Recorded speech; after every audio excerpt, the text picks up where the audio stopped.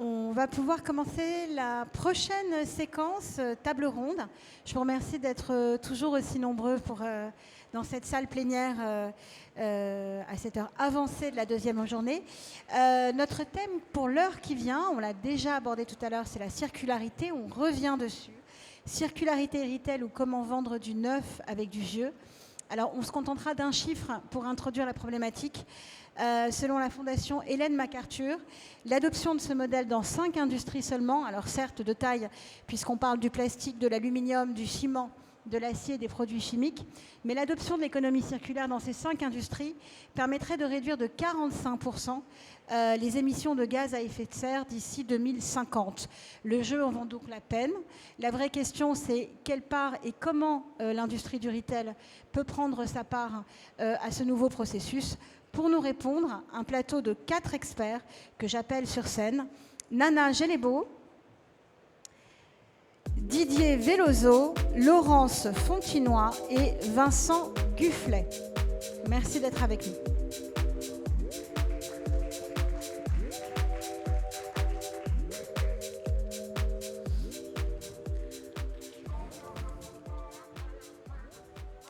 Didier, Nana, merci. Vous êtes à l'origine tous les deux de cette table ronde puisque vos entreprises sont des acteurs majeurs dans la promotion du retail, de l'économie circulaire actuellement. Didier, vous êtes président de GS1 France, président exécutif. C'est une organisation neutre à but non lucratif qui a été fondée il y a 50 ans par les entreprises pour créer un langage commun qui était destiné à faciliter et automatiser les échanges entre partenaires commerciaux. Ce langage commun, il est basé sur la donnée produit et pour être très, très pédagogue, on le reconnaît aujourd'hui dans des produits qui sont très connus comme le code barre, le fameux code barre, et maintenant le nouveau QR code augmenté GS1 qui va constituer un véritable accélérateur justement pour les entreprises en termes d'économie circulaire. On va voir comment. Nana, vous êtes directrice associée au BCG, cabinet de conseil référent pour accompagner les entreprises dans toute leur transformation, donc forcément celle-là. Vous êtes d'origine suédoise, qui fait que nous converserons toutes les deux en anglais, même si vous comprenez ce que je dis, pour plus de facilité dans les échanges. Vous avez 20 ans d'expertise dans le secteur retail et plus particulièrement 5 ans dans la circularité et dans l'économie circulaire. À vos côtés, pour nourrir notre échange de preuves, 2 entreprises françaises du retail parmi les plus avancées en matière d'économie circulaire. Laurence Fontinoy, vous êtes Head of Circularity chez Decathlon. Et Vincent Gufflet, vous êtes directeur des services et des opérations, membre du comité exécutif également, au sein du groupe Fnac Darty. Donc merci à tous les 4 d'être avec nous.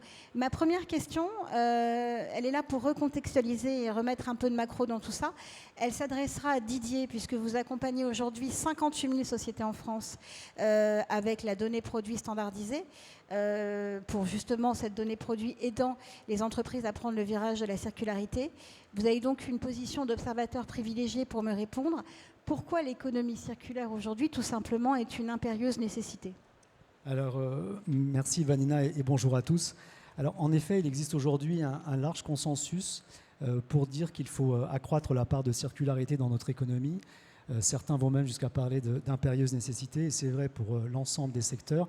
Et c'est particulièrement vrai aussi pour le secteur du retail qui nous reçoit aujourd'hui. Alors pourquoi? Tout simplement parce que nous sommes en train de vivre une période de bascule.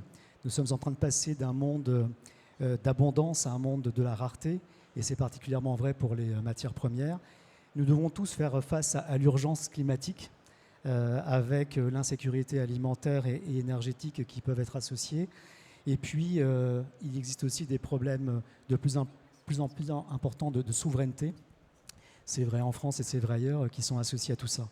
Alors dans un tel contexte, c'est vrai que rester sur un modèle linéaire qui repose sur l'extraire, le produire et le jeter n'est pas un modèle qui est soutenable sur le long terme. Là encore, il y a un consensus. Et du coup, on peut dire qu'en revanche, même l'économie circulaire, qui elle repose sur, pour faire simple, une économie des ressources, une production et une consommation beaucoup plus responsables, ainsi que sur une réduction des déchets, eh bien c'est un modèle beaucoup plus vertueux, un modèle qui doit nous permettre de réduire aussi notre empreinte carbone. Et pour prendre un exemple très simple, quand on pense aux matières premières qui s'épuise de plus en plus. Il y a là encore un large consensus pour dire que dans le futur, eh bien, la première source, le premier gisement pour ces matières premières, ce sera les produits qui les contiennent déjà. Les produits existants. Alors, dans cette nouvelle ère, quels sont les défis que les entreprises vont devoir relever? À quoi doivent-elles se préparer? Alors, passer ou accroître la part de circularité dans notre économie, ça va demander un défi immense pour nous tous. Et le principal défi, c'est évidemment d'augmenter cette part de circularité. Et pourquoi? Parce qu'aujourd'hui, les experts considèrent que seulement 7% de l'économie mondiale est sur un mode circulaire. C'est encore très peu. Et pour accélérer cette part de circularité, eh bien, tous les acteurs qui vont créer ces boucles de circularité devront relever de nombreux défis. Et 3 défis dont nous allons parler aujourd'hui. Le premier défi, c'est le défi de l'offre et du modèle de business qui est associé à cette offre, pour rendre en quelque sorte ce qu'on appelle chez GS1 le non-neuf aussi attirant que le neuf pour les consommateurs, et les modèles qui sont associés à ce non-neuf aussi attirant pour tous les acteurs et les actionnaires de ces derniers, qu'il s'agisse de seconde main, de réparabilité ou de location dont on va parler longuement aujourd'hui. Le deuxième défi que j'aimerais que nous gardions tous en tête, c'est le défi réglementaire, extrêmement important. Si on prend l'exemple du Green Deal européen, qui a une ambition énorme, on s'est donné comme ambition d'atteindre la neutralité climatique à horizon 2050, eh bien, c'est toute une série de réglementations qui vont arriver. Certains parlent de tsunami. L'une d'elles est particulièrement importante et va avoir un impact important pour nos secteurs et pour le monde du retail. C'est la mise en place du passeport digital produit, dont je reparlerai un petit peu plus tout à l'heure, et qui sera clé pour accélérer la circularité. Alors évidemment, cette réglementation va dans le bon sens. Encore faudra-t-il que tous les acteurs soient capables d'être en mesure de s'y conformer. Et enfin, il y a un dernier défi dont on va parler aussi un petit peu aujourd'hui. C'est le défi de la collaboration et de la donnée produit.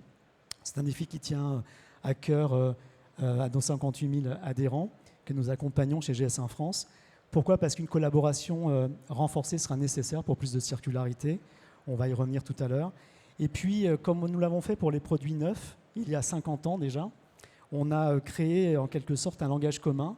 Et ce qu'il faut créer aujourd'hui, c'est le langage commun de l'économie circulaire. C'est ça que nous devons faire tous ensemble. Signe des temps, on a lancé il y a 1 an et demi le premier standard GS1, qui est un véritable sésame pour ouvrir la porte de la circularité. Il s'agit, et tu l'as nommé, le QR code augmenté GS1, dont je reparlerai aussi un petit peu plus tout à l'heure.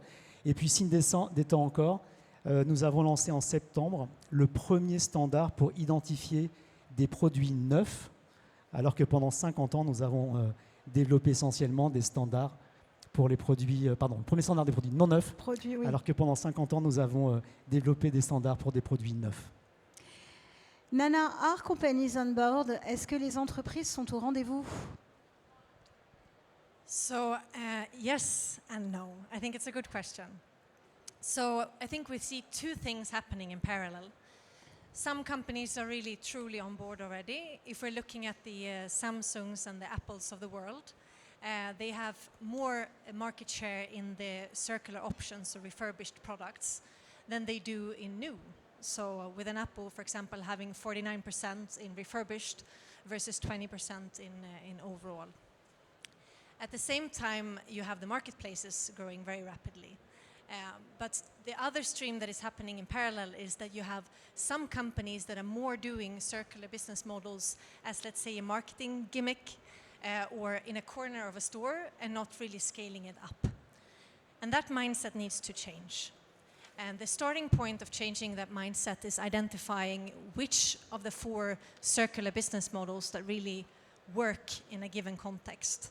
And that's rental, repair, recycling, and secondhand. Which ones work for your categories and how do you make it profitable? Alors, certaines entreprises comme le groupe Fnac Darty, certaines entreprises comme le groupe Fnac Darty sont déjà à pied d'œuvre sur ces sujets. C'est effectivement depuis 2021 une part très importante du plan d'entreprise du groupe. Donc Vincent, vous êtes là pour en parler. Comment vous avez pu être en avance à un rendez-vous économique aussi important? Bonjour à toutes et à tous déjà. Je ne sais pas si on est en avance, mais peut-être que probablement parce qu'on a commencé à réparer les produits il y a 51 ans, en 1973. Croyez-le ou pas, je n'étais pas encore né. Et donc je pense que ça a infusé dans l'ADN de l'entreprise, j'en suis certain, ce qui fait qu'on a toujours eu ces sujets de circularité au cœur. Et puis ensuite, ce qui s'est passé, c'est qu'au tournant de l'année 2018, l'été 2018, on a commencé à réfléchir à comment avoir un impact, un vrai impact sur notre bilan, comment diminuer la dépense carbone au global, et on a commencé à faire des calculs. Alors, on n'était pas à l'époque du scope 1, 2, 3, enfin, certains y étaient, nous pas. On a fait des calculs de coin de table, et on est arrivé à la conclusion que 90% de l'impact carbone de Fnac Darty, c'était les produits eux-mêmes, le fait de les fabriquer, versus le fait de les transporter, le fait de chauffer les magasins, les entrepôts. Donc c'était vraiment cette idée-là. Ce qui est d'ailleurs assez amusant, c'est que quand on a fait le scope 3, 3 ans plus tard, on est arrivé à 91%. Vous voyez comme quoi les calculs de coin de table, parfois, c'est pas idiot. Et donc, quand on a fait ce calcul-là, on s'est dit que si on voulait avoir un impact, eh bien, il fallait faire quelque chose sur les produits. Et donc, ce qui paraissait assez évident à l'époque, c'était de dire qu'on allait allonger la durée de vie des produits. Faire en sorte qu'ils durent plus longtemps, de façon que, entre guillemets, l'espèce de dette carbone que vous créez quand vous fabriquez un produit ou faites faire un produit, elle soit étalée dans le temps. Et l'allongement de la durée de vie du produit, on va en parler après, ça a été notre fil conducteur pendant tout ce qu'on a fait ensuite en termes d'initiative. Alors, Nana a beaucoup dit en préparation, elle a dit tout à l'heure qu'on pouvait gagner beaucoup à condition de choisir le bon modèle, réparation, recyclage, seconde main, location. Quel est votre modèle chez Fnac Darty ? Alors, je dirais que c'est vrai qu'on a commencé par deux choses. Alors, en 2019, on a lancé Darty Max, qui était un abonnement de réparation. Comme je l'évoquais juste avant, ça fait très longtemps qu'on répare, mais on n'arrivait plus à convaincre les consommateurs de dépenser un peu d'argent pour réparer les produits. On n'y arrivait plus parce qu'on est sur des marchés rares où les prix de vente moyens du neuf ont baissé avec le temps. Certains d'entre vous se rappelleront peut-être qu'il y a quelques années, il y a 15 ans, on achetait un ordinateur 1 500 €. Aujourd'hui, c'est 400.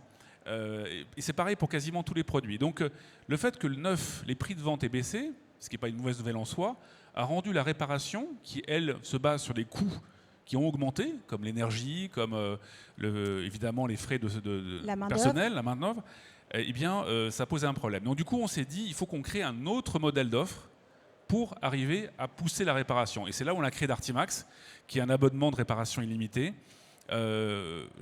assez unique à l'époque dans le monde, sans aucune contrainte, au sens c'est tous les produits qui sont concernés à la maison. Et c'est là où on a commencé à faire exploser littéralement la demande de réparation, puisque on a quasiment doublé le nombre de réparations dans le groupe. On est aujourd'hui à 2,5 millions de réparations. Ça, c'est le premier point. Et puis le deuxième point, ça a été de dire, si on veut réellement allonger la durée de vie des produits, il faut qu'on vende des produits de plus en plus fiables. Et là, on a mis en place quelque chose qui nous trottait dans la tête depuis longtemps, qui était de dire, puisqu'on sait, on répare tous les produits qu'on vend, donc on sait ceux qui tombent moins en panne et ceux qui tombent plus en panne. Et les données, on les a, on a une base de données qui est extrêmement fournie, et on a commencé à le dire aux consommateurs. On a créé des baromètres, on a classé les marques les unes entre les autres, on a créé des labels choix durable pour les produits les plus fiables. Et c'est aussi parce qu'on s'est rendu compte qu'en fait, la durabilité, au sens de la durée de vie du produit, un peu l'autre nom de la fiabilité pour les consommateurs, c'était le critère d'achat numéro 1. Et autrement, quelqu'un qui achète un lave-linge aujourd'hui, chez nous, premier critère d'achat devant le prix, c'est est-ce que le produit est fiable ? Finalement, qu'est-ce qu'on dit d'autre quand on parle de durabilité sur un lave-linge ? Voilà, donc on a commencé par ça. Et ensuite, on a fait tout le reste, la seconde vie, le recyclage et ainsi de suite. Alors, dans cette politique au long cours, quels sont les premiers résultats et les prochaines étapes du groupe ? Donc en 4 ans, on a une base de 1,1 million de foyers en France qui sont abonnés. Ça, c'est le chiffre il y a quelques mois. On communiquera un nouveau chiffre à l'annonce de résultats en février. On a créé un indice composite de la fiabilité, la durabilité de tout ce qu'on vend chaque année. Donc on a en gros, comme on a dit, voilà, tel produit a tel score de fiabilité, durabilité. On sait évidemment ce qu'on vend tous les ans. On a créé un indice qui inclut tout ce qu'on vend. Et on s'est fixé un objectif de passer d'une base 100 en 2019 à une base 135 fin d'année prochaine. Donc ce qui correspond globalement, pour simplifier, à l'idée que ce qu'on vend est 35% plus fiable aujourd'hui qu'il y a 4 ans. Voilà. Et puis autre résultat aussi qui peut être intéressant, on a développé la seconde vie, c'est 120 millions d'euros de volume d'affaires l'année dernière, plus 30% de croissance. Donc ça marche. Ce qui est finalement la question aussi très importante. Laurence, Decathlon n'est pas en reste sur ces avancées. Vous aussi, vous êtes effectivement très en avance en matière de circularité. Même question pour le groupe Fnac Darty. Quel a été le point de départ ? Alors la circularité est vraiment au cœur de la stratégie de Decathlon. Et bien sûr, pour toutes les raisons qu'on a évoquées, des raisons planète, des raisons de souveraineté des matières premières, mais aussi c'est historique parce que Decathlon déjà avait des ateliers depuis le départ. Ça a été déjà le point d'ancrage. À cette époque, on ne parlait pas de circularité. Mais donc c'est déjà vraiment dans les gestes chez Decathlon. Et aussi la mission de Decathlon est vraiment l'accès au sport, le sport pour tous. Et la circularité est une façon aussi d'accéder au sport parce qu'il y a une partie prix intéressant et donc un accès aux produits plus facile. À part cela aussi, nous avons toujours, on regarde toujours la circularité sous 3 dimensions. Une dimension planète, mais aussi une dimension personne et une dimension profit ou croissance. Et donc ça, les 5 dernières années, nous avons été très très centrés sur la croissance des business models. La même chose que Vincent a expliqué, nous sommes aussi sur plusieurs business models aujourd'hui, dont certains qui croient à 2 chiffres et même à 3 chiffres, très intéressants. Aujourd'hui, la circularité est déjà déployée sur beaucoup de pays chez Decathlon. Ça représente plus de 3% du chiffre d'affaires. Et aussi, on voit que c'est très important pour la réduction de CO2. Donc, sur la circularité, c'est la moitié de CO2 par rapport aux produits nouveaux. Donc c'est vraiment un facteur planète et de décarbonisation pour Decathlon. Donc ça, c'est un peu les choses sur lesquelles on est arrivé. Quelles sont les prochaines étapes? Industrialiser la circularité. Et donc être sur des chiffres de 10-15% de chiffre d'affaires. Et ça veut aussi dire une transformation complète pour l'entreprise parce que la circularité, c'est vraiment très différent. C'est un nouveau business setup. Alors, comme Fnac Darty, vous avez exploré le modèle, enfin vous explorez avec succès le modèle de la réparation. Je le dis brièvement, 2 millions de réparations par an, 1700 ateliers, donc c'est votre business le plus important et le plus ancien. Mais moi, je voudrais qu'on explore un autre modèle que vous faites très bien marcher également, qui est la réparation, qui est la seconde main. Voilà, qui est le modèle le plus récent, mais qui aujourd'hui connaît finalement la plus forte croissance. Oui. Donc effectivement, la réparation est clé pour nous parce que c'est un enabler des autres business models. Et donc c'est clé, c'est au cœur de la stratégie. Pour nous, la seconde vie est vraiment un axe de croissance énorme aujourd'hui. Donc nous reprenons le matériel de nos utilisateurs, nous le remettons en état, donc c'est ce qu'on appelle le reconditionnement ou la réparation, et nous le revendons en seconde main. Aujourd'hui, nous sommes avec un focus très fort sur les vélos, le cycle, la montagne, le fitness. Et il y a deux aspects dans la seconde vie et dans la reprise. Il y a un aspect, je rachète le matériel et donc il faut le racheter bien. C'est-à-dire que le prix d'achat doit être le bon prix d'achat. Il doit être suffisant pour que l'utilisateur ne décide pas d'aller sur une autre plateforme. Il a aussi des avantages à venir chez Decathlon. Mais aussi, il ne faut pas qu'il soit non plus trop haut, parce que si on rachète trop cher, alors les marges sur la seconde vie ne fonctionnent pas. Donc, toute cette dynamique de pricing sur la seconde vie est vraiment fondamentale.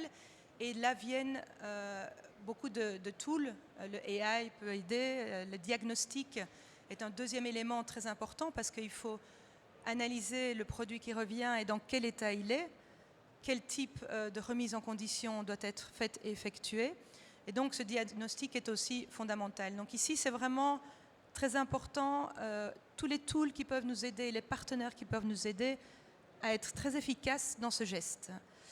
Après, une fois qu'on a l'article, donc on le met en vente. Aujourd'hui chez Decathlon, nous avons fait beaucoup de tests. Nous avons commencé par vendre la seconde vie rassemblée ensemble à un point où on pouvait trouver les vélos, comme les skis, comme les raquettes, comme le fitness. Et ça faisait un petit peu marche aux puces. Et donc, on a vu que pour avoir la qualité, le niveau de qualité, et en fait, c'est très fondamental d'intégrer l'offre des produits nouveaux et l'offre de la circularité au même niveau. Et donc, les vélos et tous les articles en seconde vie se trouvent juste à côté du vélo neuf. Pratiquement, on ne voit même pas la différence parce que maintenant, sur les gros volumes et les gros magasins où il y a tellement de vélos, ils sont tellement bien reconditionnés que, bien sûr, l'utilisateur s'en rend compte. Donc voilà, ce sont nos briques pour l'instant. Dans nos prochaines étapes, bien sûr, la mise en ligne. La mise en ligne est très importante. Ce n'est pas évident pour des retailers parce qu'aujourd'hui, les articles sont achetés dans un magasin et principalement vendus dans le magasin. Mettre en ligne signifie des flux reverse, signifie beaucoup de tools digitaux, l'engagement aussi de l'entrepôt. Donc ça, ce sont nos prochaines grosses étapes aussi. Alors, vous travaillez tous les deux, Vincent et Laurence, le modèle de l'abonnement, qui est un modèle très spécifique et qui est propre à l'économie, en tout cas qu'on voit de plus en plus dans l'économie circulaire. Est-ce qu'on peut parler de ce modèle et est-ce que vous pouvez nous dire les enseignements tous les deux que vous pouvez tirer aujourd'hui de cette formule un peu spécifique? Alors, je ne sais pas, on peut commencer par Vincent, par exemple. Je l'ai un peu évoqué déjà. Je dirais que pour nous, c'est le lancement de service le plus réussi de notre histoire. Je pense que ça résume peut-être pas mal le bilan. Oui, je parle de Fnac Darty. Je parle Darty Max, bien sûr, le service par abonnement que j'ai évoqué tout à l'heure, de réparation illimitée. 1,1 million d'abonnés, je l'ai également dit. Notre objectif, c'est d'en avoir 2 millions à la fin de l'année prochaine, 2 millions de foyers en France qui n'ont plus à se poser la question de savoir s'il faut appeler un réparateur quand il y a un problème, en fait. C'est ça que ça veut dire, hein. Et quelle que soit la panne, quel que soit le produit. Donc on en tire un bilan extrêmement positif. Ces clients sont par essence très fidèles. Quand vous êtes un abonné, c'est pas un client lambda. Un abonné, c'est quelqu'un à qui vous avez une relation permanente, une relation financière puisque vous le facturez tous les mois, mais aussi une relation d'attente, d'expectation de sa part. Et donc c'est quelque chose qui est très important. C'est pour ça qu'on enrichit nos services par abonnement avec plein de choses, notamment un volet très important pour nous qui est la partie maintenance des produits, entretien. Parce qu'il faut savoir que 45% des pannes qu'on recense, on est le premier réparateur en France, donc on a une bonne base statistique pour le dire, 45% des pannes sont liées à une utilisation, une maintenance, je dirais, approximative par le consommateur, pour être pudique. Et donc, si on arrive à aider nos clients, les consommateurs en général, à mieux utiliser les produits, à les entretenir, on va basiquement multiplier par 2 la durée de vie des produits. C'est ça que ça veut dire, hein. Donc l'enjeu est énorme. Et donc justement, le fait d'avoir une relation d'abonnés permet cette proximité qui fait qu'on va proposer des services de maintenance à distance, proposer des conseils, être présent au moment où il y a besoin de répondre effectivement à des questions. Donc c'est en ce sens-là que l'abonnement est fondamental. Et puis ensuite, un abonnement, quand c'est bien fait, c'est quelque chose qui est très proche de votre ADN de marque. Donc il y a un lien très fort entre un abonnement et le fait d'avoir une marque qui représente telle ou telle valeur, en l'occurrence pour Darty, des valeurs, j'ai envie de dire, de durabilité, de circularité, de fiabilité. Voilà. Vous me parliez aussi du volume, de l'importance du volume pour garantir le succès d'un tel modèle. C'est vrai que c'est une question qu'on nous pose de temps en temps, c'est comment on fait, parce que les abonnements, il n'y a pas que des succès, il faut être un petit peu honnête. Il y a beaucoup d'entreprises qui se sont lancées dans l'économie de l'abonnement, pas toujours avec réussite. Nous, ce qu'on pense, ça fait longtemps qu'on en fait, on pense que la clé du succès, une des clés, c'est le fait de concevoir des offres de services par abonnement qui permettent d'avoir des volumes importants. Parce que, pour une autre simple, c'est que les clients, ils sont abonnés, ils ont 10, 15, 20, 25 abonnements. Donc, c'est pas parce que vous leur en proposez un 21e ou 26e qu'ils vont être forcément intéressés. Donc, il faut un contenu fort, il faut une promesse importante, il faut beaucoup de soi et beaucoup de choses pour le convaincre de payer 10, 15, 20 euros par mois. Et donc, qui dit beaucoup de choses dit qu'en fait, ça coûte de l'argent. Donc, les modèles économiques sont tendus. Et donc, comment on fait pour rentabiliser, pour avoir une marge suffisante? Il faut, entre guillemets, écraser les coûts de l'abonné avec la masse, c'est-à-dire le volume d'abonnés. Donc, dit autrement, il nous semble qu'une des clés, c'est concevoir des programmes d'abonnement généreux avec des tarifications qui soient appropriées et qui visent des volumes très importants pour avoir un modèle économique derrière qui soit satisfaisant. Merci beaucoup. Laurence, vos propres enseignements sur le modèle de l'abonnement, ce sont lesquels ? Oui, donc l'abonnement pour nous est un nouveau business model, vraiment en pleine croissance, parce qu'il y a vraiment une traction au niveau des clients. D'un côté, pour le client, c'est une proposition de valeur très intéressante parce que c'est l'accès. Si vous prenez aujourd'hui un vélo électrique, c'est quand même un investissement de 2 000, 3 000, 4 000 euros. Et c'est aussi nouveau souvent pour beaucoup d'utilisateurs. Et donc, il y a encore plein de questions sur est-ce que c'est pour moi, est-ce que ce modèle est pour moi. Donc, il y a pas mal de freins à l'achat. Et donc, la proposition de valeur est vraiment très intéressante. Aussi, pour nous, Decathlon, c'est un espace tout à fait nouveau parce que c'est un modèle récurrent. Donc, l'utilisateur paye tous les mois 30, 40, 50 euros pour son vélo électrique. Mais pour nous, retailers, c'est la première fois qu'on a des paiements récurrents sur un même article. On a l'habitude de vendre un article, c'est un paiement unique, mais là, c'est toute une dynamique nouvelle et très intéressante, mais aussi complexe à mettre en œuvre. Nous avons commencé avec un cas qui nous paraissait super clair, c'est le vélo enfant. Le vélo enfant, typiquement, les parents achètent un vélo trop grand au début.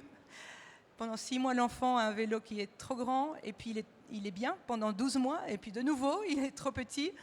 Et donc, avec cet apprentissage, on s'est dit, est-ce qu'on ne pourrait pas changer plus vite le vélo pour l'enfant? Comme ça, il a vraiment un vélo adapté à chaque moment. Donc, c'est vraiment penser sur le besoin du client. Et donc, fort de cet apprentissage qui a fonctionné très bien dans 6 pays, nous avons aussi récemment lancé le vélo adulte et le vélo électrique. Et aujourd'hui, rapidement, dans certains pays, nous avons déjà, pas la majorité des vélos, mais presque, qui se vendent en abonnement. Donc pareil que pour Vincent sur la partie conseil, donc vous avez effectivement évoqué le fait de bien comprendre les besoins du client, mais aussi la réalité d'un modèle économique qui est complètement différent. Vous dites voilà, se lancer dans l'abonnement, c'est bien comprendre le modèle économique qui va avec. Tout à fait, non seulement les freins et les besoins des clients, mais le modèle économique de l'abonnement a des particularités. Et il faut vraiment bien analyser et travailler ces leviers de profitabilité qui sont clairement ce vélo qui est en abonnement, combien de temps un utilisateur va l'avoir, combien de mois, quand est-ce qu'il va le remettre, est-ce qu'on peut le relouer une deuxième fois ou une troisième fois. Donc ça, c'est le deuxième levier, c'est la relocation. Et aussi comme troisième levier, c'est en fin de vie de la location, on vend ce vélo en seconde vie.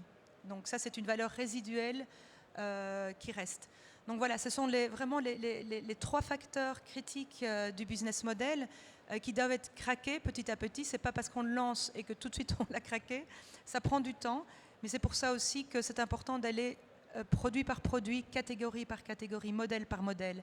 Aujourd'hui, nous avons l'abonnement sur le cycle de manière générale, mais aussi sur le fitness, les machines de fitness. Donc tous les produits d'utilisation sportive qui sont utilisés tout au long de l'année, à l'opposé de ce qui est plutôt la location court terme et qui est une utilisation plus saisonnière.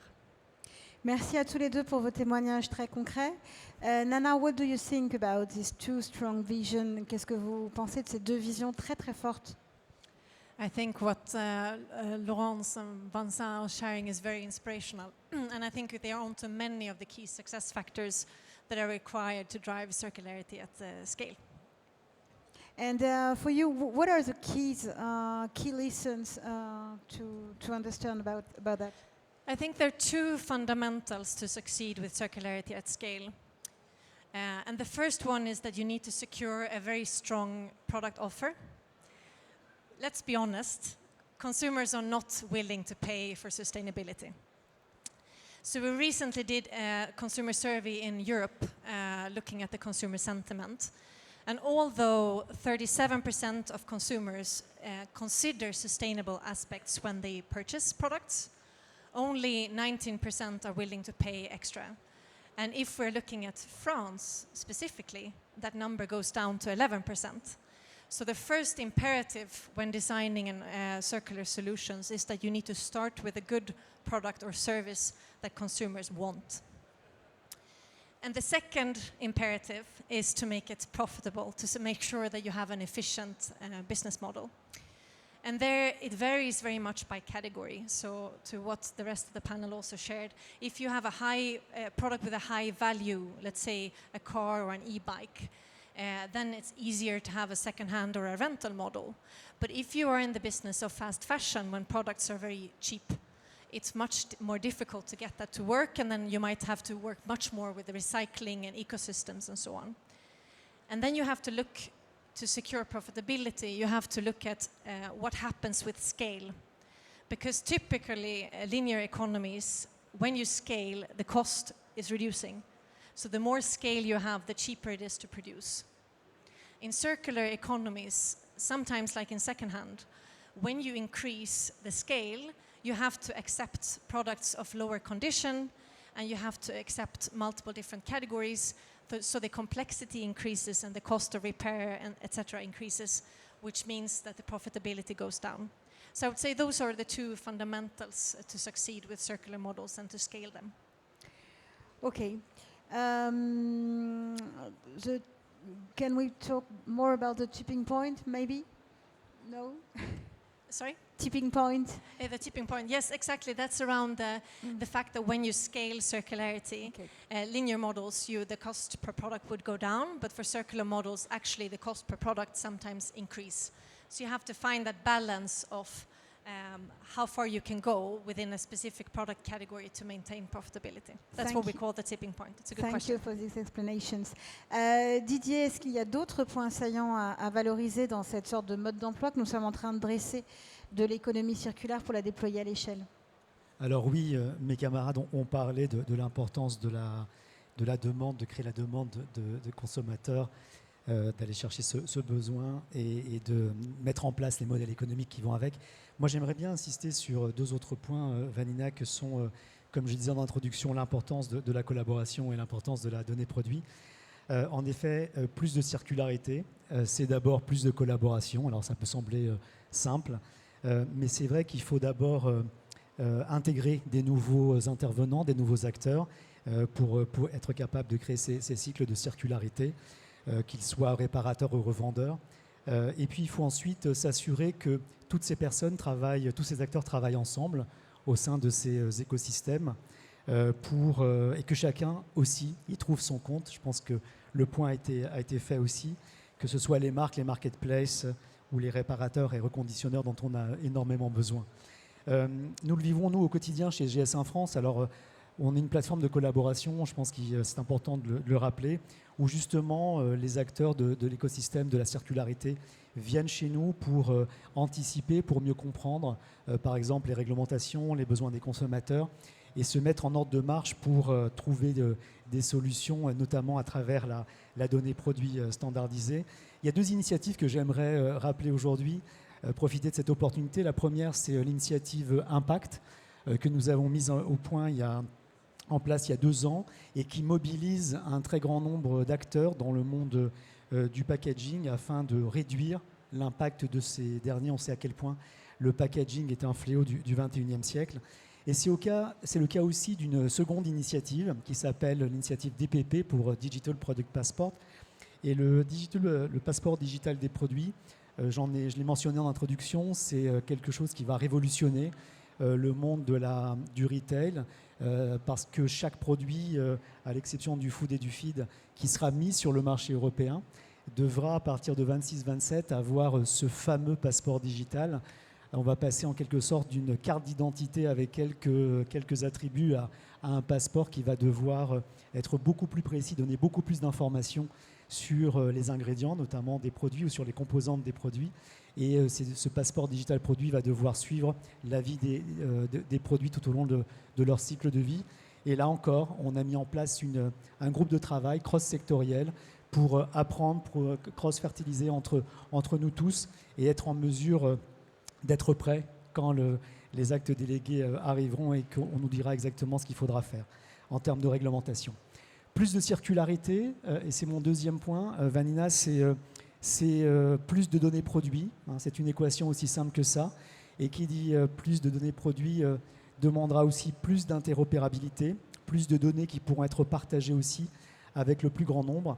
Alors, on ne le sait peut-être pas, mais quand un produit aujourd'hui dans l'économie circulaire voyage tout au long du cycle de vie et tout au long de la chaîne de valeur, eh bien, il suffit de quelques dizaines d'attributs pour que cela soit possible.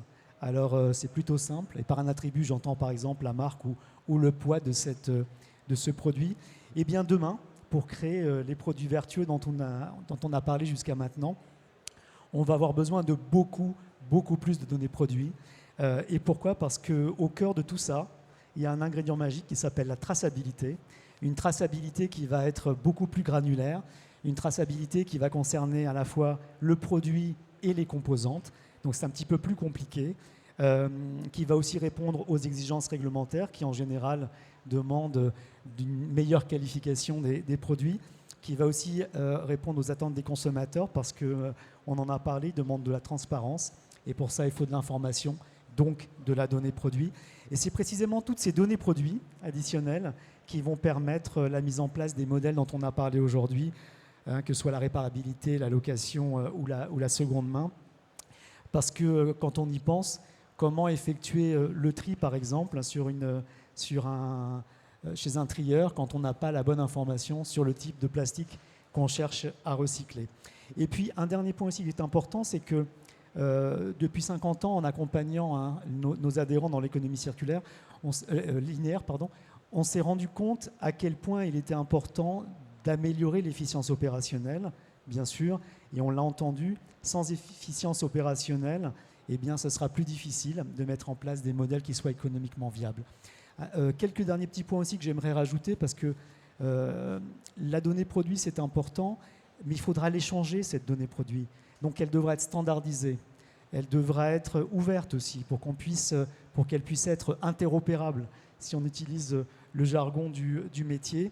Et il faudra aussi s'assurer qu'elle soit partagée avec le plus grand nombre, avec tous les acteurs de ces écosystèmes, et notamment avec les consommateurs, parce que c'est eux qui prendront la décision finale. Et cette information, elle devra être enrichie et être rendue toujours plus transparente. C'est un enjeu pour moi absolument majeur. C'est un enjeu majeur pour les marques. C'est un enjeu majeur pour les marques distributeurs dans le retail, pour vous chez Decathlon comme chez Fnac Darty. Et j'aimerais terminer par une bonne nouvelle, comme je disais en introduction. La bonne nouvelle, c'est qu'on a lancé le QR code augmenté GS1 il y a maintenant 18 mois, 2 ans, que les marques commencent à s'en emparer et je les félicite parce que c'est un véritable sésame pour l'économie circulaire. Et pourquoi ? Parce que voilà un standard qui nous permet de capturer beaucoup plus d'informations, qui nous permet de les partager avec le plus grand nombre et qui les permet, à travers un simple scan d'un smartphone, de partager ces informations avec le consommateur pour rendre les choses beaucoup plus transparentes et accélérer le déploiement à l'échelle de ces modèles qui sont beaucoup plus vertueux. Et comme on avait fait une table ronde dessus l'année dernière, je dirais aussi, et de faire évoluer les données en fonction du nombre de vies du produit. Exactement. Et j'ai oublié de mentionner évidemment que le QR code augmenté va remplacer à terme le code barre sur l'ensemble de nos emballages. Donc il est temps de s'en emparer le plus rapidement possible. Notamment dans ces objectifs-là. Vincent Laurent, c'est ce que donc Didier nous dit, beaucoup de choses vont passer par la data. Vous confirmez ce point de vue, la data et l'économie circulaire, ça va forcément de pair et c'est un enjeu crucial ? Bien sûr, c'est la data qui permet de dire aux consommateurs les produits les plus fiables et les produits les moins fiables, ce que j'évoquais tout à l'heure avec le baromètre des marques. Le baromètre des produits, c'est parce que vous avez la donnée qui permet de le dire. La donnée, c'est ce qui fait que nos 2500 techniciens, qui tous les jours sont en magasin, dans leur kangou, à domicile ou ailleurs, ont accès à une base de connaissances qui archive 26 ans de panne, 26 ans de millions de pannes qui sont répertoriées selon les symptômes, comment on diagnostique, comment on répare, un peu comme un dictionnaire des maladies qui serait accessible à des docteurs, si vous voulez. Voilà, donc c'est la data qui permet de faire ça, c'est un actif fondamental. Voilà. Mais la data, c'est aussi ce qu'on a lancé il y a 10 jours maintenant, le passeport digital.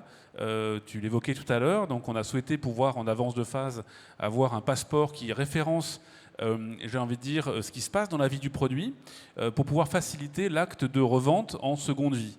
On l'a fait à l'occasion des produits qu'on a mis à disposition du village olympique. On a récupéré ces produits, des lave-linges, des réfrigérateurs, et on leur a accolé un passeport sous la forme d'un QR code quelque part, qui permet d'accéder à une interface avec l'historique du produit, et puis également des conseils d'usage, d'entretien, On parlait de ça tout à l'heure comme enjeu important, donc c'est la clé. Et puis la data, ça c'est super, c'est important, c'est fondamental. Et puis il y a ce qu'il y a au-dessus de la data, notamment l'IA, qui permet de l'exploiter pour créer des nouveaux use cases, pour créer des solutions qui sont encore plus performantes pour les consommateurs ou qui permet à nous d'être plus efficaces. Dans ces modèles circulaires. Laurence, pareil, même avis sur l'importance, l'enjeu crucial autour de cette data pour amorcer cette économie circulaire? Oui, tout à fait. Je confirme, c'est clé. La traçabilité de la chaîne complète de la valeur est clé pour la circularité parce que les produits en circularité, ils sont uniques. C'est pas comme les produits neufs qui sont les mêmes un peu partout. Il est unique et c'est aussi fondamental de comprendre tout le passé du produit. Donc l'origine, les matières premières, la fabrication, mais aussi son état, les réparations qu'il a eues et aussi connaître la position du stock et la valorisation du stock. Donc ça c'est fondamental et cette codification, elle doit être vraiment interopérable. C'est fondamental parce que la circularité, on ne la fait pas toute seule, il faut qu'on soit avec les autres. Et donc l'écosystème et pouvoir travailler avec les autres, ça veut dire parler le même langage. Et donc ce langage, ce n'est pas un langage en vase clos. Pour pouvoir communiquer avec les autres, ce langage est interopérable, comme tu avais commenté avant. Et aussi toutes les législations internationales sont importantes, les réglementations sont clés. Donc la circularité, c'est le faire avec les autres. Et si on prend un exemple, je prends toujours le vélo, parce que c'est facile. Decathlon rachète un vélo qui n'est pas le nôtre. On a un partenaire qui peut faire le refurbishment, le reconditionnement de ce vélo. Donc c'est important toute cette traçabilité tout au long. Nos vélos, c'est peut-être quelqu'un d'autre qui va les vendre en seconde vie. Donc cette interaction de la donnée est vraiment fondamentale. Nana, for you the question is central too. Yes, data is absolutely fundamental to make circular models work. And I can have two examples, right? One is when you're renting out a product, you need to understand what it is and where, and when you want it back and who has it. So you have to have all of that history. But then also for secondhand, I just spoke to a CEO the other week who was mentioning when you're accepting products secondhand and then reselling, you of course have a responsibility to know if there's any harmful materials in it, such as PFAS or similar. So it's absolutely fundamental. And it's also a shift from when you're selling linear, you sell a product and then you forget about it. When you're selling circular, you have a relationship, a long-term relationship with the customer and with the product. So I also see it as an opportunity. Alors, il nous reste 3 minutes 35. C'est largement ce qu'il nous faut pour une conclusion, une brève conclusion chacun. Je vais commencer par Vincent. Je dirais peut-être sous la forme pas de conseils, mais de choses qu'on peut retenir. Je dirais qu'il y a 3 choses. La première, c'est que quand on considère ces sujets de sustainability, de circularité, à notre sens, il faut le faire dans l'intention de modifier, de faire évoluer la stratégie de l'entreprise. Si on le fait à côté, ce ne sera jamais à l'échelle. Donc il faut avoir cette idée de dire la durabilité, la circularité est au cœur du modèle au sens stratégique de l'entreprise. Ça, c'est le premier élément.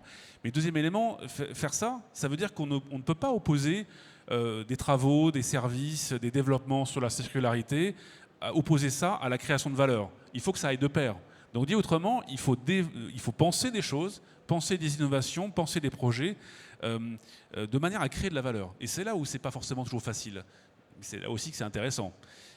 Donc c'est un peu mon deuxième conseil, c'est qu'il faut être persévérant. Parce que trouver des idées permettant à la fois de faire du bien à la planète, à nos collaborateurs, aux clients et à nos business models, c'est pas évident. Et puis troisième conseil, c'est d'avoir une ambition qui soit sincère. Je pense que la sincérité dans la transformation, c'est fondamental. Je pense qu'il faut se la répéter en permanence. On fait ça pour changer, sinon le monde, mais en tout cas, changer le futur de nos structures, de nos entreprises. Laurence. Oui, je pense que la circularité, c'est avant tout de l'entrepreneuriat. Et donc, c'est une question de rapidité, c'est une question d'agilité et c'est une question de prise de risque. Donc, pensez à mettre des personnes qui ont ce profil sur la circularité. Je pense aussi que c'est une question de faire avec les autres, de partnership. On a parlé beaucoup d'écosystèmes. Aujourd'hui, travailler seul, c'est pas possible pour la circularité. On va vraiment travailler ensemble. Et aussi à l'intérieur de l'entreprise, qu'il y ait vraiment un buy-in de la circularité à tous les niveaux, aux employés, aux stakeholders, jusqu'aux shareholders. Et finalement aussi, ce travail cross-fonctionnel à l'intérieur de l'entreprise est fondamental. On parlait aussi d'un caractère entrepreneurial tout à l'heure. Didier? Alors, au risque de me répéter, et pour rebondir sur ce que tu disais, d'abord la collaboration, absolument essentielle. Ensuite, la donnée produit standardisée, qui sera au cœur de tout ça, dont il faut s'emparer aussi à un niveau le plus stratégique possible. Deux ingrédients absolument essentiels pour porter les nouveaux modèles à l'échelle pour mieux produire, pour mieux consommer et pour se donner une chance d'augmenter significativement la part de circularité dans notre économie. And Nana, I want to finish with your point of view. What are the key lessons, key facts you can give to companies? I think the panelists shared very wise thoughts already, but two things to build. I think one, having been in retail for many years now, I've seen the shift from physical stores to omnichannel. And I think this shift from traditional linear retail to circular retail is similar in many ways, because it's a transformation. And you really need to think about that when shifting to circular models. You have to have buy-in from the leadership. You need to align the KPIs from the top all the way to the shop floor. You have to work a lot with change management. So it's a whole holistic transformation, and it takes a lot of persistence and energy and time. That's the first one. The second one is that the market opportunity is here now. We're seeing so much movement across this space, and many of the markets, circular markets, are growing by double digits. So take the opportunity. Thank you very much for this round table. Merci beaucoup pour votre participation. Merci vous.